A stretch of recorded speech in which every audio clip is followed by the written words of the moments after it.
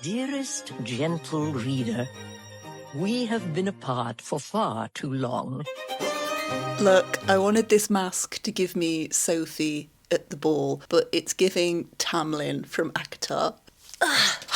The day has finally arrived. I feel like we've been waiting years, because we have. I'm overwhelmed and I haven't even watched it yet. Honestly, I'm scared. And I've had way too much coffee today and nothing to eat, so that's not helping either. If you've been on my channel before, then you'll know I'm so excited for this season of Bridgerton. I think there's a good chance it could be the best one yet. It will be hard to beat season 2. I am an absolute Kate and Anthony stan. I thought their season of TV was perfect. But I think this season can top it. And I'm nervous because of how high my expectations are for it. Thinking to the book and sort of the storyline, I guess it depends how much they change the storyline. I'm not actually expecting it to be changed loads. The character of Benedict will be quite different to the book, because in the book he's not that great and in the show he's an icon. So there will be changes, obviously, and we still have to do all the other side stories. We'll still need to see a lot of Francesca, Eloise. They love to put in the Mondridges a lot. So we will be seeing a lot of side stories as well, but I'm not sure where they're gonna cut it in half. I'm not sure what the midpoint of the story, where they're gonna do the mid-season finale is. So I'm looking forward to finding that out, but also not, because it's obviously going to be on some sort of cliffhanger. We'll have to wait a month. And here's something else. I've been waiting for Bridgerton to come out, like, really eagerly since season 3 dropped. So for literally years I've been waiting for this to come out, but I feel like January has already stolen my crazy fangirl brain capacity. So about 2 weeks ago I watched Heated Rivalry and naturally went absolutely feral, and it took all of my fangirl capacity. And then this week, and by this week I mean I finished watching last night, a show called Sandiken, and that made me go absolutely feral. So I'm very much still at the cottage, and I'm very much still on the ship. I don't know if I have the capacity to now go to the masquerade, but I have to. Because it's here. It's happening today, and I'm going to the masquerade, but I am still very much at the cottage and on the pirate ship. So I might be clinically insane by the end of binge watching the first half of Bridgerton. I may have to go to bed for like a week. So I'm going to watch Bridgerton now over the course of this evening, and I will check in after each episode with my thoughts and updates, and we'll see how we go. I really, I'm scared. Please be good. Please be good. Please be good.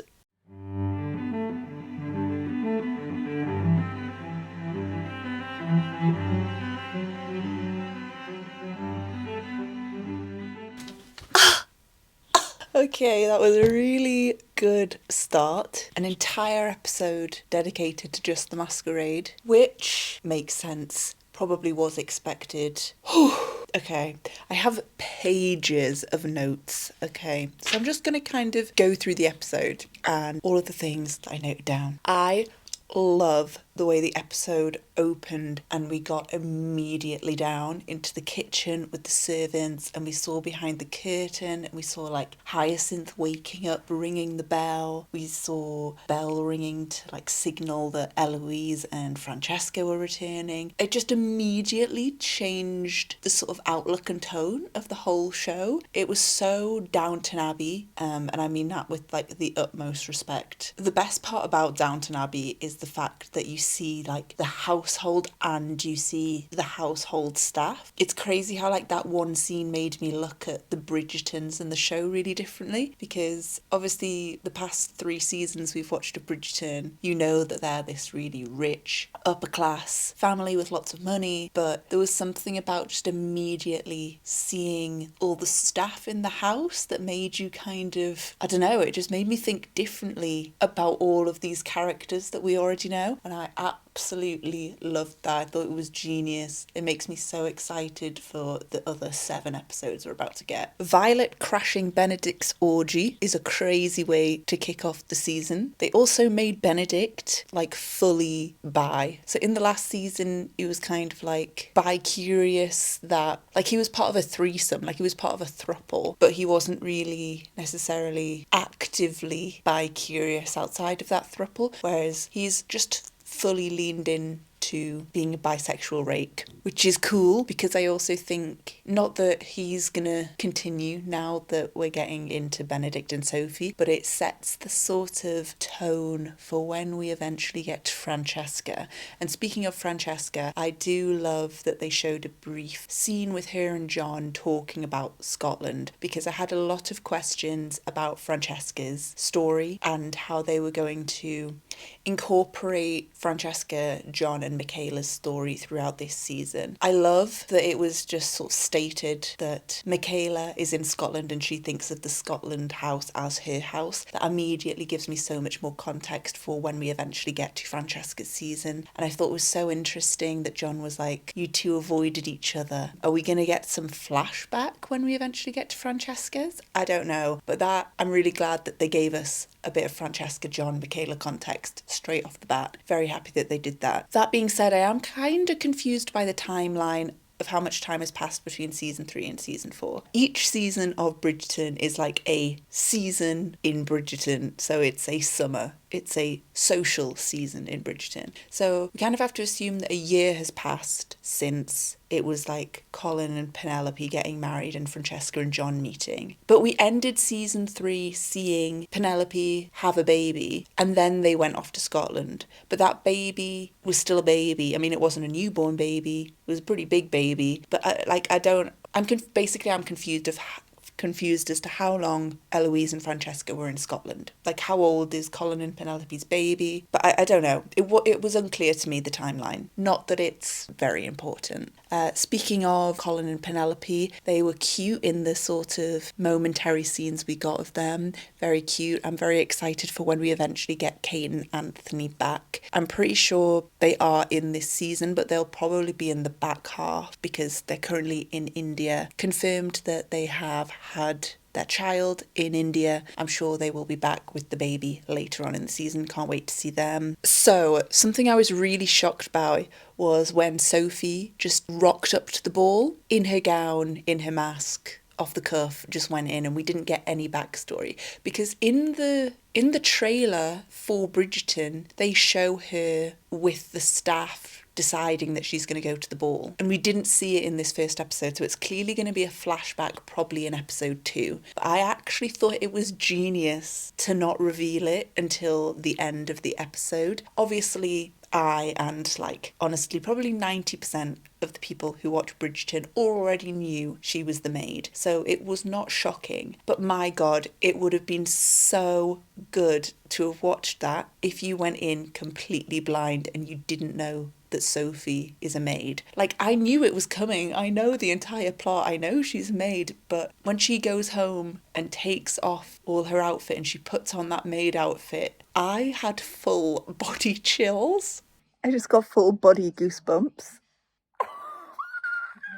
I cannot imagine that reveal if you didn't know it was coming. I would have been shook had I not seen it coming. Another note on Sophie and Benedict is I found it quite crazy that it was like love at first sight after we just established for the first half of the episode that Benedict is just shagging everything and everyone. But it was almost like love at first sight when he sees Sophie in a mask. So I'm not mad at it because I'm suspending belief. But it was kind of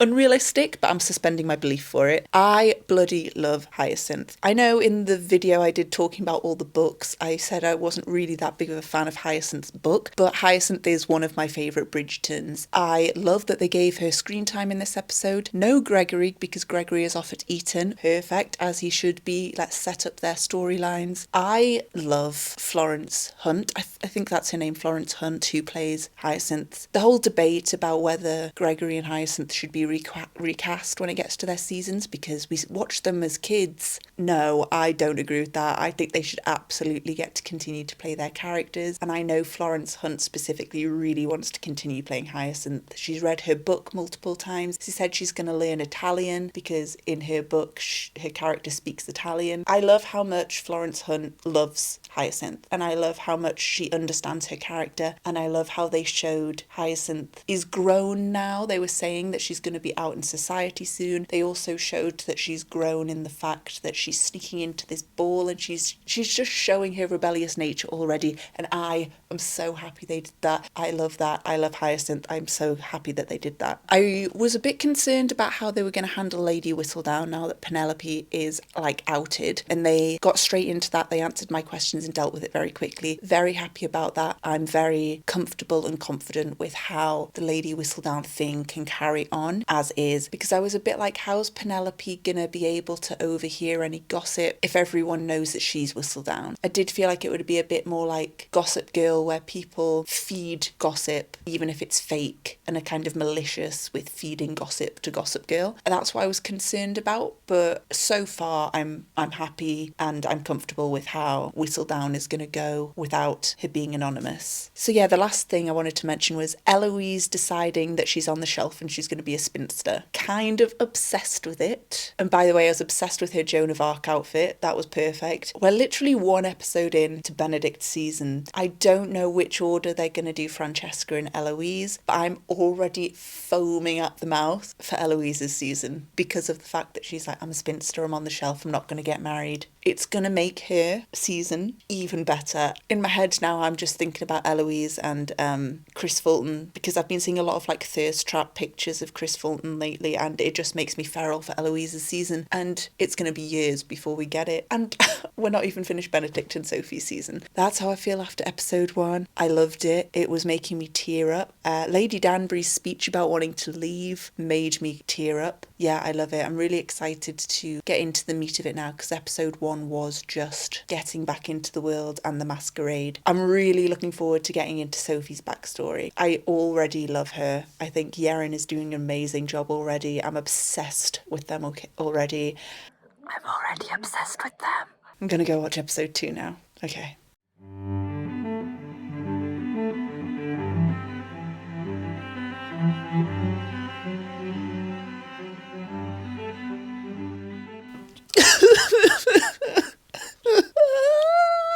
Oh my god. Oh my god. I've just cried the second half of that episode. Oh my god. It's perfect. It's perfect. It's the perfect book adaptation. The only thing that would have made it better was keeping the 2-year time jump. So in the book, there is a 2-year time jump between Sophie being kicked out of the house and her and Benedict meeting again at the Cavender's house. There was clearly a time jump in the show. It's just not clear how long that time jump was. There had to have been a time jump in order for Sophie to have got to the country, got that job and that employment. We just sort of saw Benedict pass out drunk, like in a sort of stupor, but it wasn't clear if there was a time jump. I guess we're not going to really know until we see like the Ton again and see the other, like see Violet and stuff. But I would assume that there was only maybe a few weeks, a month max. But oh my god, it was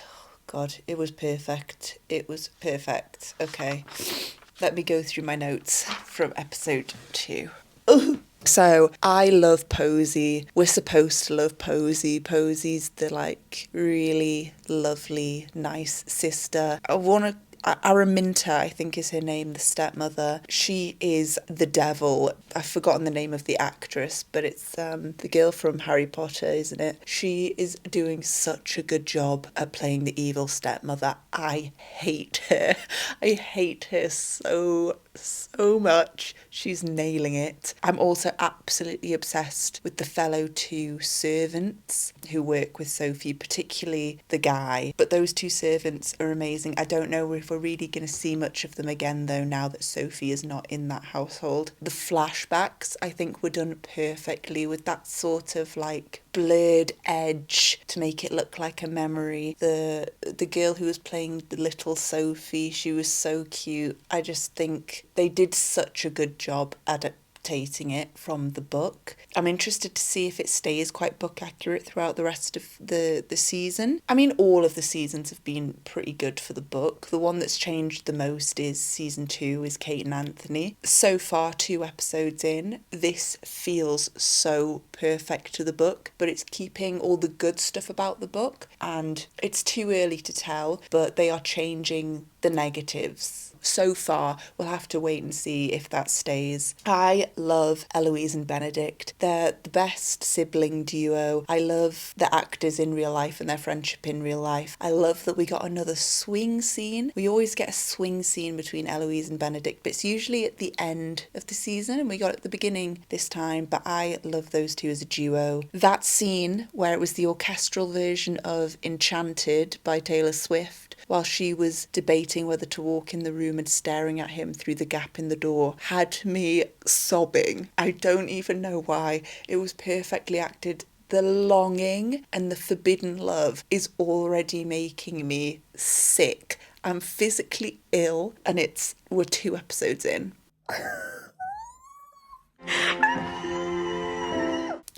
It's exactly what I wanted, and it's exactly how I felt when I read the book. I love it so much. I also absolutely love Brimsley. His speech to Lady Danbury had me crying, and then her getting kicked out of the house had me absolutely sobbing. Oh, fuck this show. And then the Queen and Lady Danbury scene where the Queen is like, you can't leave me because I need you here when he dies. Oh my God, we're only on the 2nd episode and I've just been crying the entire time. In love. 50% of the way through my binge for the night. I'm going to go and make some food, and then I'm going to watch episode 3.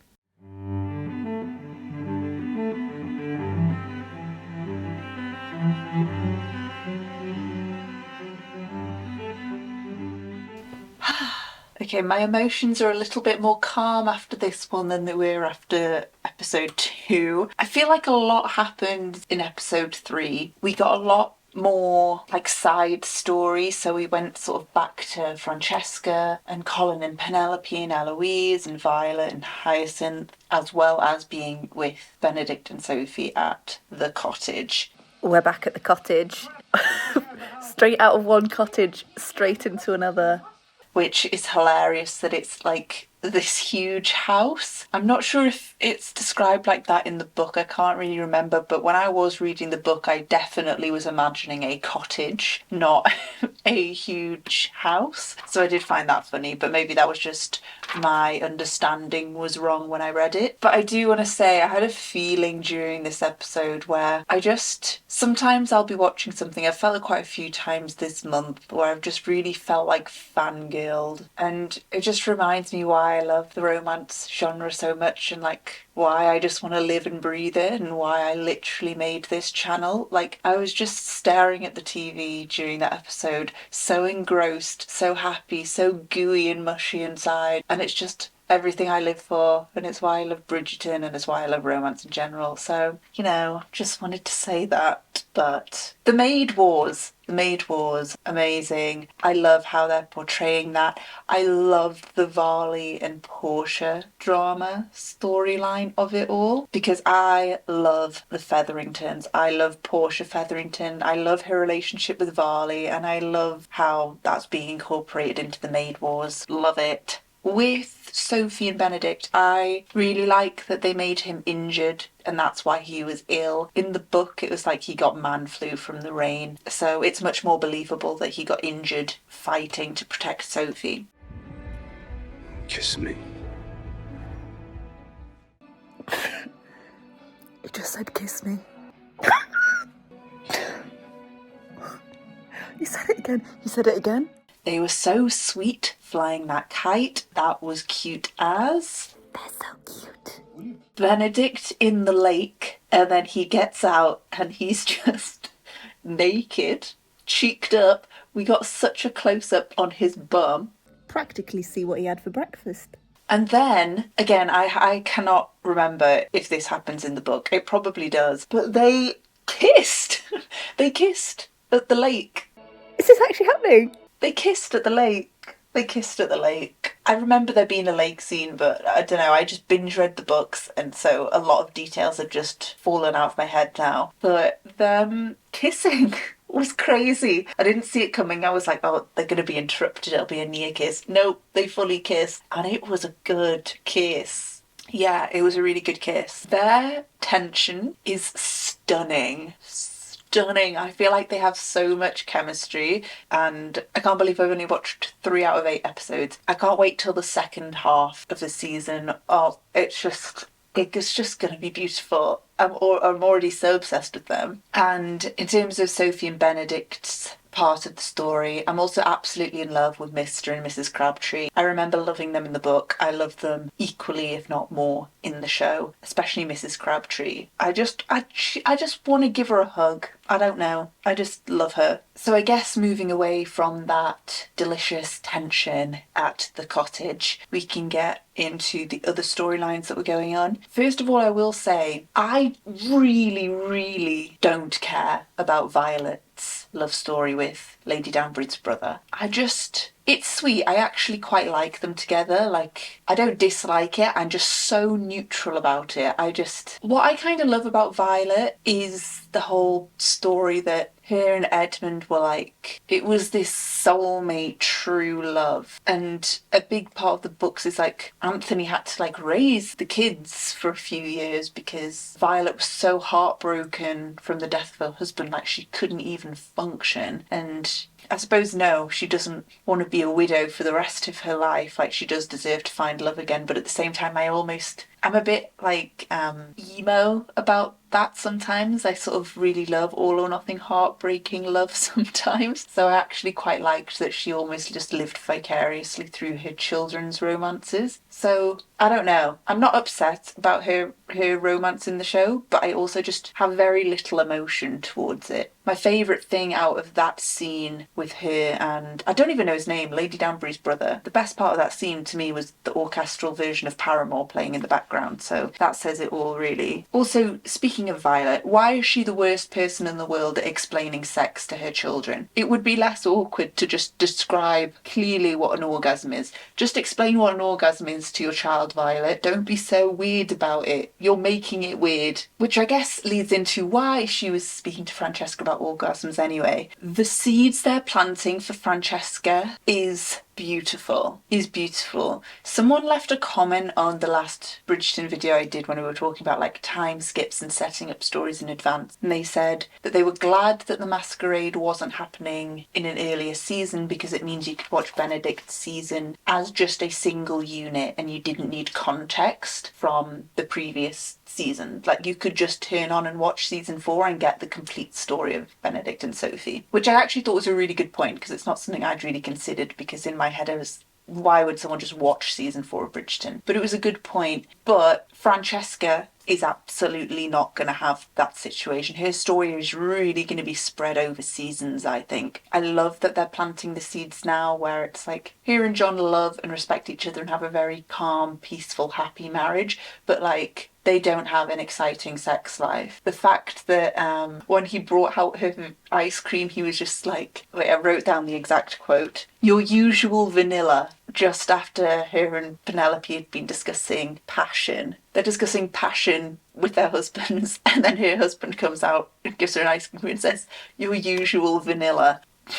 Hilarious, perfect, loved that. Yeah, the seeds being planted for Francesca's season are incredible. The discussion about fertility as well, like, should we not be with child yet? Stunning. The groundwork going into Francesca is insane. And so is Eloise's. Again, we saw more of Hyacinth. Love that we're seeing Hyacinth. Would like to see some of Gregory at some point, but Eloise is just so funny. Claudia Jessie is hilarious. Eloise is not as funny as the actress, but Eloise is still funny. And I love the tone they're setting for her feeling like an outcast amongst her like sisters and her friend. because she's not married. Like, they're going out for like a double date without her, and she comes over to Penelope's. Francesca's already there, and they've got inside jokes about warm biscuits. I love the groundwork they're setting to make Eloise feel like an outcast. I was saying before, and I still am on the fence about whether we're going to get Francesca or Eloise next season. They're setting the seeds for both characters so well, but just the fact that they're making Eloise feel like an outcast and make her question this whole, oh, I'm putting myself on the shelf as a spinster. But in doing so, she's now being left out. The whole comment about the tag for the spinster, she's like, oh, at least we get silver. And the woman saying, no, that's grey. They're setting the seeds for this conflict in Eloise's head, which makes me think, actually, we're going to get Eloise next. I was on the fence, and I still am, but I'm heading more to the Eloise side of the fence. And I think that's all of the points I need to say. Okay, we have one episode left. Let's get into it.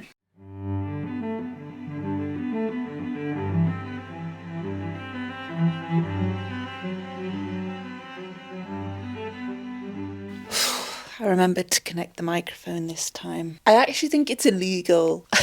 I think it's illegal that I have to wait now 1 whole month to watch the end of that. Illegal. Straight to jail right away. Illegal. Simply illegal. Oh, okay. My head's just a blur, actually, after that last episode. I'm like, in my head, I can't actually work out what happened just in that specific episode. Luckily, I took a few notes. Not many, though, but let me try and get my thoughts in order from that last episode. Okay, so first thing that I mentioned is Gregory is back. I also loved the moment Hyacinth had with Eloise where she sort of told her off. Again, it feels like it's planting that seed of Eloise feeling like an outcast and starting to feel lost amongst her family. I do feel like we're setting up Eloise quite a bit. And I love that Gregory was back. The whole him having facial hair was quite funny, but again, I think the showrunners are aware that there's a bit of discourse around whether the same actors should stay on for their seasons, even though it's going to be absolutely years before we get to Gregory's. But I think they are trying to show that they're not kids and they're aging and they are growing up and becoming adults. So I loved that Gregory was back, and I loved the little bonding moment with the brothers. I also loved Sophie bonding with Eloise and Hyacinth. I also absolutely loved when Violet and Sophie were talking and Violet was getting to know Sophie. I literally started crying because I found it so sweet. And speaking of people being sweet, John is so sweet, bless him. He's just so nice and he's so sweet, even though he can't make his wife orgasm. Bless his heart. Speaking of orgasms, this is like one of those Connect games. Speaking of orgasms, the whole Sophie getting aroused after that moment with Benedict was mental. Sophie? Oh my god, girl. I think that's the first time we've seen masturbation in Bridgerton. Also, Violet, get it, girl. You know, I said I don't really have many emotions about her romance storyline, and it doesn't really bother, like, I'm not offended, but I'm also not excited by it. But Violet in that little corset get-up with the thing hanging over her shoulder in the bedroom, get it, girl. Mama. Ooh, mama. Speaking of mamas, Michaela is back. I was wondering if we'd see Michaela at all this season. I was starting to think that we wouldn't, and it would just be Francesca and John dealing with their vanilla sex life. But Michaela is here, and I'm assuming she's going to be staying throughout the second half of the season. So that's going to be very interesting to see Michaela in there and to understand the dynamic of why John said that they kept their distance from each other in Scotland. So they're all the notes that I made besides sort of the ending. I think I was just sort of engrossed and I didn't really write anything down, but the episode was called An Offer from a Gentleman, which is the title of the book, and the offer from a gentleman obviously being Be My Mistress. So that to be honest, all of their scenes, like her accidentally spilling the tea on him, her telling him he needs to get out the house, otherwise she can't stay there. The tension is killing me. The tension between them is killing me, and I'm loving their dynamic and their chemistry. And yeah, that scene where he goes to find her in the servants' quarters, which was pretty brazen considering I'm assuming he didn't know that all the servants had been dismissed for the night. But that moment on the stairs was crazy. Yeah, really, really crazy. The Bridgerton brothers love a bit of hand action. The Fingerton brothers. And then we got through all of that, and as I say, we get the offer from a gentleman where he asks her to be his mistress. It's kind of... My mistress. Yeah, they did set up in, I think it was the previous episode, it might have been in episode 2, I think it was 3, where they showed the flashback of Sophie's father's funeral, and Araminta explaining that her mum was a maid and she was the mistress of her father. And as a result of this, that's why Sophie refuses to be a mistress. That hasn't been sort of explicitly stated in the show. In the book, that's her sort of mentality behind it, is like she doesn't want to repeat what her mother did and she doesn't want to be Benedict's mistress. But, oh God, so good. So good. I think it was pretty much bang on my expectation. I'm surprised at how book accurate I felt it was. Not that I was expecting it to veer hugely, but Bridgerton isn't one of those shows that I think really has to or has much obligation to stay true to the book adaptation of it. I actually really feel like this has been, and I've been loving it. The tension, like I say, has just been top notch. Yeah, I've loved all of the screen time that the Bridgertons have got.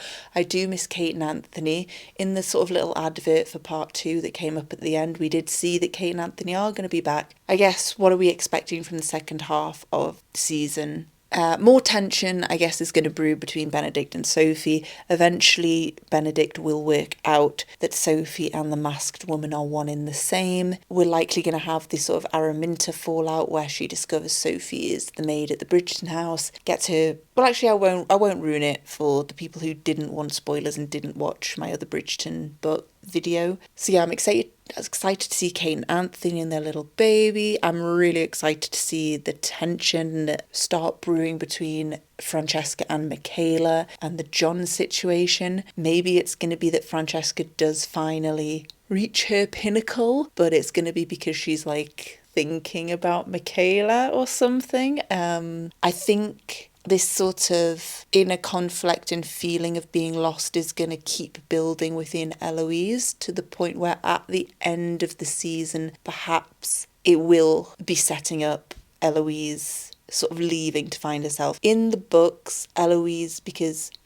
Colin and Benedict's stories are the other way around in the book. Benedict gets married long before Colin marries Penelope, and what makes Eloise sort of want to run away into her love story is because she's supposed to be a spinster with Penelope, but then Penelope gets married to Colin, and so she feels alone. Obviously, they had to change that because they swapped Colin and Benedict around, but I feel like this is almost deeper the way they're doing it in the show, this feeling of her being lost. Like, it's not just a sudden, oh, Penelope's married now, I'm on my own. It's this sort of gradual build-up of like, I'll run away to Scotland, but she ran away to Scotland and she didn't, I guess, feel as much contentment from it as she expected that she would. And now she's back with her family, but she's the outcast because she's the unmarried one between her sister and her friends. And then her single sister is sort of starting to resent her and her negativity and her cynicism too. I love where they're taking Eloise to set her up for her season. I'd be really shocked now at this point if Eloise is not next.